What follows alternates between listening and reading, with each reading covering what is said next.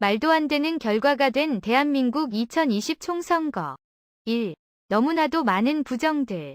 여러분 안녕하세요. 이번에는 2020년에 대한민국에서 실시된 제21대 국회의원 선거에 대해 전해드리도록 하겠습니다. 4월 15일 이 본투표일이었던 이번 총선에서는 여당 더불어민주당이 압승했습니다. 그런데 이 선거가 부정선거였다고 해서 한국 국내의 보수파 국민과 의원들 속에서 추구하는 움직임이 나오고 있습니다. 통계학적으로 나올 수 없는 투표 결과. 우선은 선거 결과를 확인해 봅시다.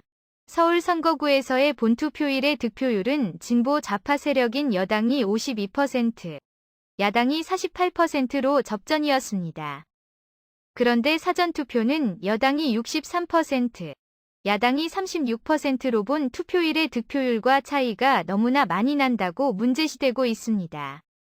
그러면서 17개의 선거구에서 63% 대 36%라는 동률의 결과가 나오고 있어 통계학적으로 나올 수 없는 수치가 나고 있습니다. 한국의 사전투표는 본투표일에 특단의 사정이 있어 투표하지 못하는 유권자를 위한 투표수단인데도 불구하고 이번 총선에서는 정부 여당 쪽에서 사전투표를 독려했기 때문에 26.69%가 사전투표를 실시했습니다. 이것은 2014년의 실시 이래 최고치입니다. 물리적으로 나올 수 없는 투표 속도. 김포공항과 가까운 부천시청에 설치된 사전투표소에서는 물리적으로 말도 안 되는 속도로 유권자들이 투표한 것으로 나타났습니다. 부천시청에서는 사전투표 기간의 이틀 동안 총 24시간 안에 18,210표가 던져졌다고 합니다.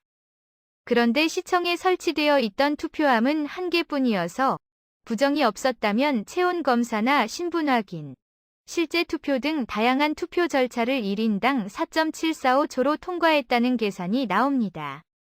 게다가 투표함까지 18.21km 길이의 줄이 형성되었던 계산이 되어 부정이 의심되고 있습니다. 투표함이 바꿔치기 되었을 가능성도. 서울에 있는 석촌동 투표소에서도 비리 의혹이 불거지고 있습니다. 사전투표를 감독하는 사전선거관리인이 서명한 투표함의 특수봉인지가 개표 현장에 도착했을 때는 필적도 필압도 별개라고 서명한 사전선거관리인 자신이 증언했습니다. 투표함이 바꿔치기 되었을 수 있지만 선거관리위원회는 봉인지가 느슨해져서 교체했을 뿐이라고 설명하고 있습니다. 그 외에도 서울 시내의 선거관리위원회 사무실 앞 길거리에 봉인지가 버려져 있었다는 정보나 접착력이 매우 약한 봉인지가 쓰레기통에 버려져 있었다는 정보, 봉인 없는 투표함이 운반되고 있었다는 정보, 사전투표소에 감시카메라 설치를 선거관리위원회가 거부했다는 정보도 있습니다. 사전투표 40%의 부정 혐의. 사전투표에는 투표소에서의 투표뿐만 아니라 우편투표도 이용되었습니다. 우편투표는 총 272만 4,653건 중 40%인 110만 672건에서 이상이 발견되었습니다. 게다가 우편투표 배달에서도 문제가 발각되고 있습니다. 우편투표를 선거관리위원회로 배달한 우편 배달원의 이름이 특수실로 되어 있다는 등 실제와는 다른 개인명이 아닌 경우가 6만 8,539건이 있었습니다. 또 우편을 받은 선거관리위원회 담당자 이름도 19,437건에서 부정한 것이었다고 합니다. 투표용지의 문제점. 부정선거 의혹은 투표용지에도 있습니다. 투표용지는 정해진 규격이 있어 그 규격에 적합한 용지만이 투표에 사용되고 있을 것이지만 좌우 여백이 다른 투표용지나 투표용지끼리 부착된 상태의 표도 발견되었습니다. 게다가 한글 절차가 잘못된 투표용지도 발견되고 있습니다. 이들 부정한 투표용지는 한국 국내 인쇄소에서가 아닌 중국에서 인쇄 재단된 후 들어왔을 가능성이 있습니다. 그런데 정규 투표용지에도 판독의 전용 기재가 필요한 바코드가 아니라 스마트폰으로 읽어낼 수 있는 QR코드가 인쇄되고 있었습니다. 한국의 선거법에서는 투표용지에 사용할 수 있는 것은 바코드뿐이라고 규정되어 있으며 QR코드 이용은 사실 불법입니다. 득표율이 100%를 넘었다. 부정선거 혐의를 결정적으로 밝힐 데이터가 또 존재합니다. 발칙하게도 20개 이상의 선거구에서 투표수가 유권자 수를 웃돌아 투표율이 100%를 넘어버렸습니다.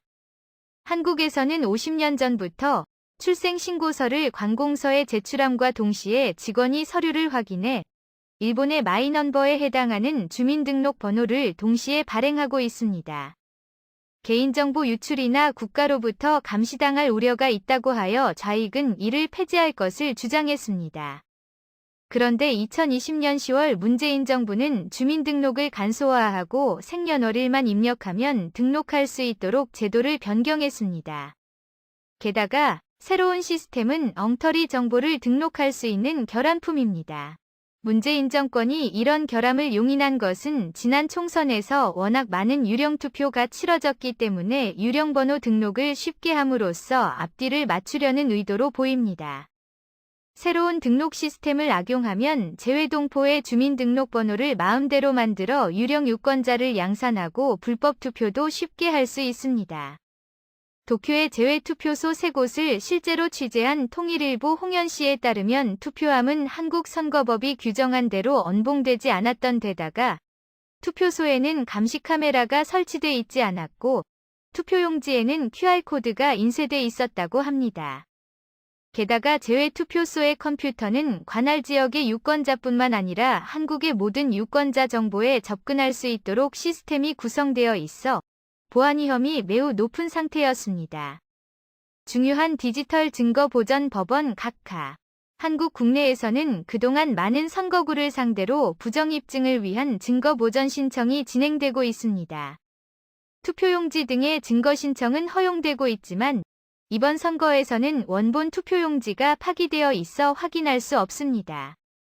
한편 대법원에서는 투개표 시스템의 프로그램 코드를 포함한 컴퓨터 시스템에 대한 증거 보전을, 지방재판소에서는 투표용지 분류기 시스템과 중앙선거관리위원회 서버 등의 증거 보전을 인정하지 않았습니다. 중앙선거관리위원회도 프로그램 코드 공개에는 단호히 응하지 않고 있습니다. 게다가 중앙선거관리위원회는 이번 선거에 사용된 모든 기록이 남아있는 서버를 2020년 9월 30일에 교체했습니다. 서버에 기록되어 있는 데이터를 이동시킬 수는 있지만 서버로 접속한 기록은 옮길 수 없습니다. 중국 공산당에 의한 선거 공작 의혹. 한국에서는 김대중 정부 시절인 2002년에서 집계를 컴퓨터로 하고 있습니다. 보수정당 국민의힘 민경욱 전국회의원에 따르면 투표용지는 온라인으로 연결된 컴퓨터로 분류돼 운전자가 외부인과 통신할 수 있게 돼 있었다고 합니다.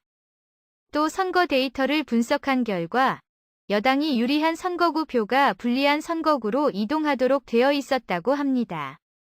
중앙선거관리위원회는 투표용지 분류기는 외부 네트워크와 연결돼 있지 않다고 반박하고 있지만 앞서 말한 대로 핵심 증거인 프로그램 코드 공개에 응하지 않을 태세를 지키고 있습니다.